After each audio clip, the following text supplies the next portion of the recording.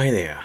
In my last video about remote controlling DPS power modules, I mentioned that one of the reasons why I like these modules is that it's very easy to use them to build a decent lab power supply. In this video I want to briefly show what I did to give this DPS 5005 a new permanent home on my bench. I have done this before, and here's my little DPS 3005 based power supply you have seen in many of my videos. Besides of having no remote control capability, there are a couple of mistakes I like to avoid in my new build. The case was never designed to house both a DPS and the 180 watt switch mode power supply that I crammed into it. It all fitted nicely on paper, but I forgot to account for the DC cabling, which has to be really thick wires to minimize the voltage drop at high amps. The cables are so stiff and bulky that it's almost impossible to close the box, which is why I won't open it now, maybe in a future video. Related to this is that the fan is very noisy because it always runs at full speed and there simply isn't enough space in the box to add a fan controller. Lastly, the SMPS, the switch mode power supply, in there is at best of medium quality as far as ripple and capacitive leakage is concerned. It works okay and it's probably still safe to use, but I don't like using this power supply for sensitive circuits. So how should my new power supply look like? Here's the only slightly simplified wiring diagram with all the components. But while it is dead easy to put together, we are using mains voltage here, and if you are not careful, it is you who might wind up dead. So please don't attempt building one of those if you are not fully familiar with the wiring regulations and precautions of mains voltage circuits. The dangerous part is on the left here. Getting the AC mains in to an on-off switch and then to the power supply. The big rectangle here in the middle is the power supply. By the way, I want the power switch to be easily accessible on the front instead of the rear as in the old power supply. The datasheet for the DPS 5005 module states that the input voltage should be 1.1 times the output voltage. For 50 volts that would be 55 volts, which is also the maximum input voltage. I'm not quite comfortable to go all the way to the maximum, and 50 or 55 volts power supplies are difficult to find. Since I rarely need voltages above 30 volts, I decided to go for 48 volt power supplies, which are reasonably common.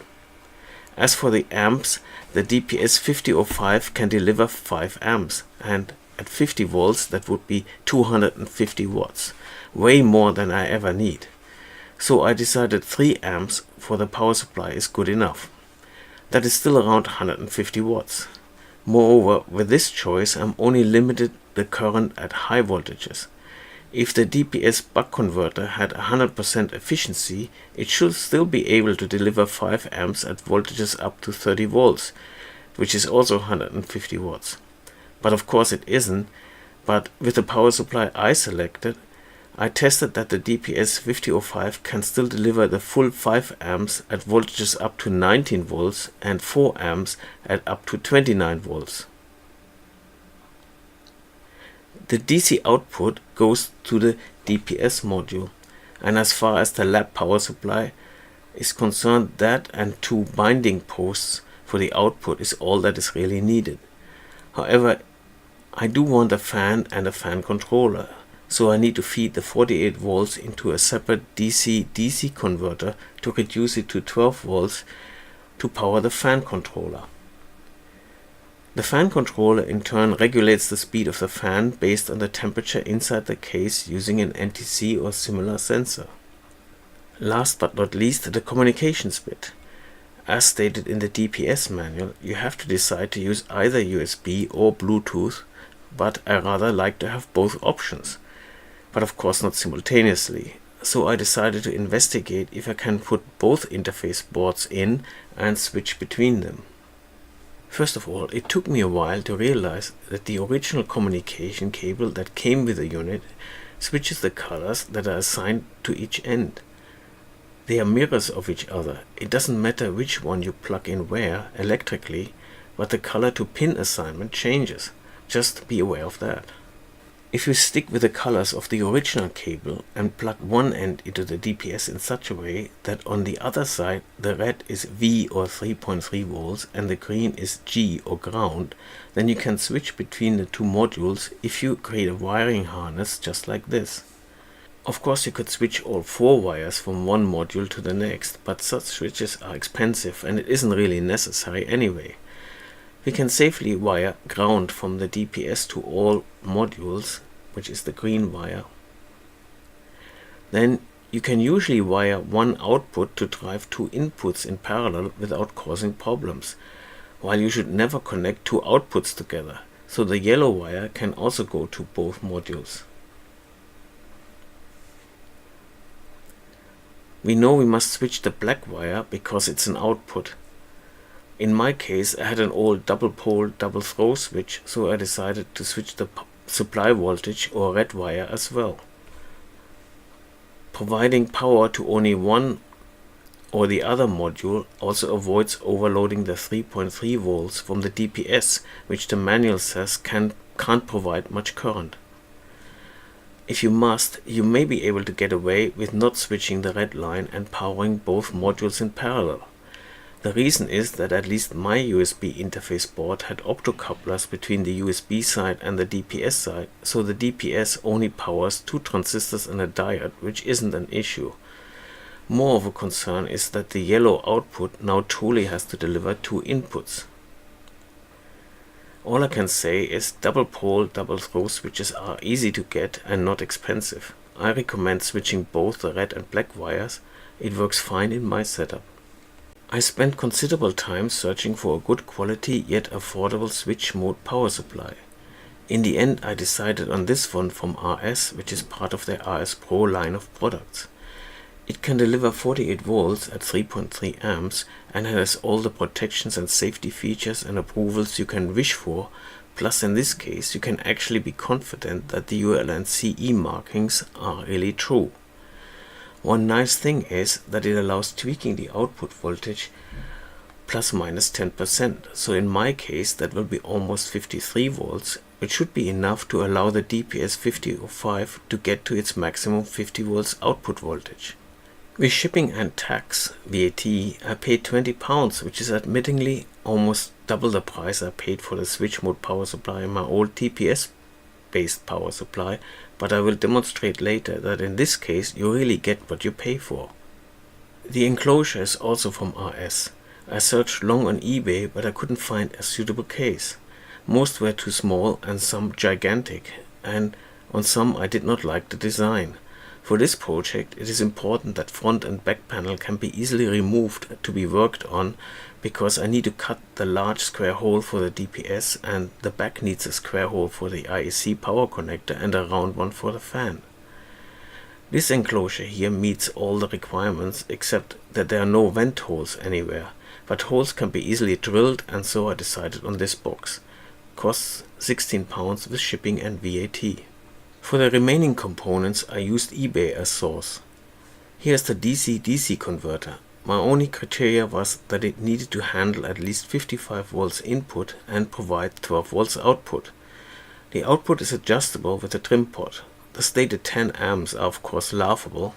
In fact, this converter gets noticeably warm with just the 250 milliamps or so load from the fan. For this application it works, but I wouldn't load it beyond 1 amp. Last not least, the fan controller. It comes with a little NTC probe that plugs into one of the connectors. It has also a button and 3 LEDs, but I was unable to make any sense out of the Chinglish description of the module. Anyway, I got it somehow in a setting that works just the way I want, very slow fan speed by default and ramping up nicely as the temperature increases. My main critic point on this module is, which I did not check when I bought it, that there are no provisions to mount it. There's a single screw hole half covered under the socket for the fan connector, and any screw in that place would obstruct the connector from going in. Anyway, here is the finished power supply in its enclosure, remotely controlled by a ramp up-down program similar to the one I showed in the last video. It is driving an old 12 volt car brake light bulb.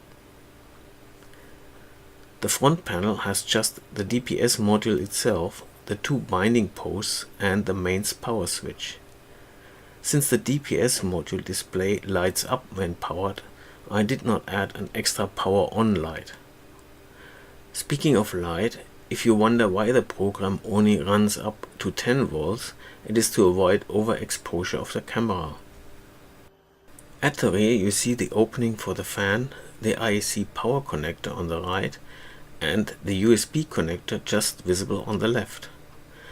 Below the USB connector is the switch to toggle between USB and Bluetooth.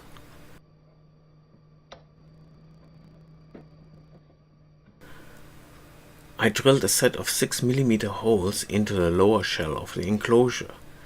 The feet keep an air gap for air to enter through the holes on the floor and to be extracted by the fan at the rear after cooling the DPS module and the switch mode power supply, which works well during my load tests.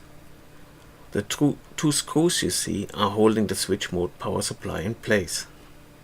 Let's open the lid for a tour. The lid slides up on the front and rear panels and sometimes jams a little if you tilt it, as I just did. Anyway, as you see, even though the box has about 4 times the volume of my old power supply, there isn't all that much room left. The big wire cage module in the middle is of course the switch mode power supply. Above that, on an angle bracket, lives the DC-DC converter for the 12V supply. You can see the rear of the DPS module and maybe the thick red and black cables to the binding post.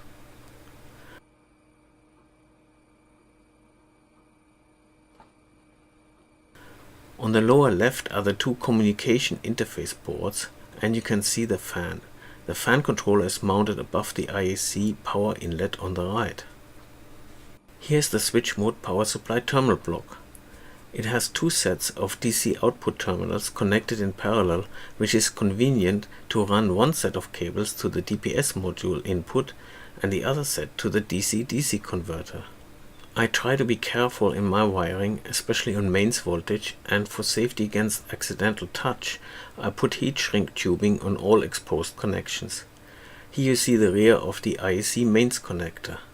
For the mains connection to the SMPS, the terminal block has a plastic cover to prevent touch. The AC connection to the front mains power switch. Mains is now connected and I'm turning the power on using the front panel switch. A red LED on the fan controller lights up and you may be able to see the fan spinning up in slow mode. A blue LED on the DC-DC converter indicates it's working as well, and if I switch to Bluetooth at the rear, the BT module's red LED starts blinking. Despite my precautions on making mains wiring safe against accidental touch, you have to be extra careful at any device connected to mains and powered on.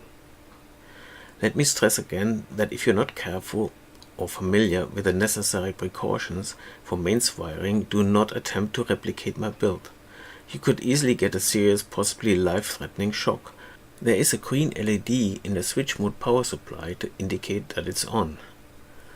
The small trim port allows adjusting the output voltage, which I used after some tests to push the output from 48 volts to more than 53 volts.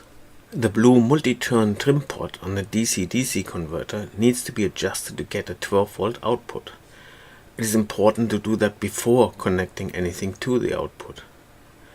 I've put the whole converter PCB on a white strip of thick ABS plastic to strengthen it and to isolate it from the grounded SMPS cage below, even though there is an air gap of about 1 cm.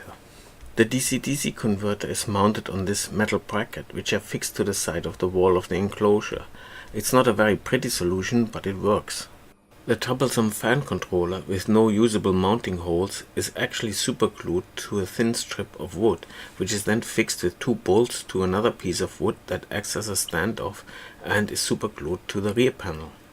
The spinning of the fan blades are hard to see and the fan itself is very quiet, but if I crank the microphone all the way up, you may be able to just hear the fan accelerating when I heat the temperature sensor in my fingers.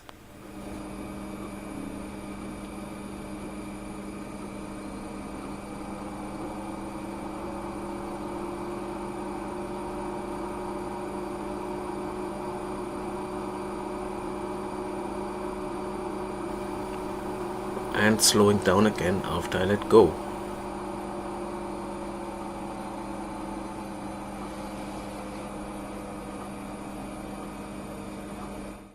Here's a close-up of the two interface boards. On the left Bluetooth, which is currently selected, and on the right USB. Both are mounted using nylon machine screws that are glued into a small wooden bar, which itself is glued to the rear panel. I use this method a lot because you can easily remove the nuts and take out the board without having to worry about the rest of the screw. I find it easier to implement than the reverse, gluing the nut in, which is hard to do without getting glue accidentally spilled into the nut's thread. Initially I had the switch mode power supply only set to just over 51 volts, which made the DPS stop at around 48 volts output voltage, but then I decided to try higher values. Here we have 52.8 volts input, and now the DPS allows to go to its maximum output voltage of 50 volts. That was with no load, so let's put some load on, 31.25 watt, and we can still get 50 volts. After doubling the load to 61 watts, the DPS can't maintain the set 50 volt output voltage anymore. I adjusted the switch mode power supply output to pretty much the maximum of 53.11 volts, and the DPS could handle 63 watts easily, so I doubled the load again. 126 watts and no problem maintaining the 50 volts. Okay, that is only half of what the DPS is supposed to be able to handle, but getting close to the maximum 150 watts my switch mode power supply can deliver, and definitely plenty enough for me. Finally, let me briefly explain why I think selecting a good switch mode power supply is so important. Here you see both power supplies, with the new one on the bottom of the stack and the old one right on top. Both are on and set to the same 5 volt output voltage. I use my Fluke mains voltage tester, which I reviewed in an earlier video, with one probe connected to the metal shelf and the other one testing the binding post of the new power supply. As expected, the Fluke stays silent. Not so if I do the same on the old power supply. The mains voltage leaks into the DC output because of the cheap way its switch mode power supply is built. If you want to know more, check out my videos on fixing the FY6600 function generator, which had exactly the same problem with its power supply. Doing the same test with the BM235 multimeter set to measure current. I'm holding one probe in my hand so it measures the current flow through my body to ground. Nothing on the new power supply. 0.16 milliamp on the old one. You don't really feel that, but then I'm standing on a wooden floor and not touching anything else. The main reason why I don't like power supplies with that kind of leakage is that they can screw up sensitive measurements. I'm repeating the same test but measuring AC voltage and using the green ground connected binding post on the big linear power supply on the left. So using this reference will give maximum readings. About 6.4 volts on the new power supply. It's not completely leak-free, that's the price you pay for the efficiency of switch mode. Almost 100 volts on the old power supply. One last test. I'm turning the power off at the mains distribution feeding both power supplies, so they lose mains at exactly the same time. Both feed their DPS module, their DC-DC converters and fans, and the new one additionally the Bluetooth interface. The old power supply lasts about 2 seconds and the new one about 5. It shows the difference in the number and size of filter and smoothing capacitors in the two switch mode power supplies. The leakage and filtering are why I recommend to spend a little more on the switch mode power supply instead of looking at getting the highest current for the cheapest price. If you found this useful, please give it a thumbs up and, as always, leave comments. Thanks for watching.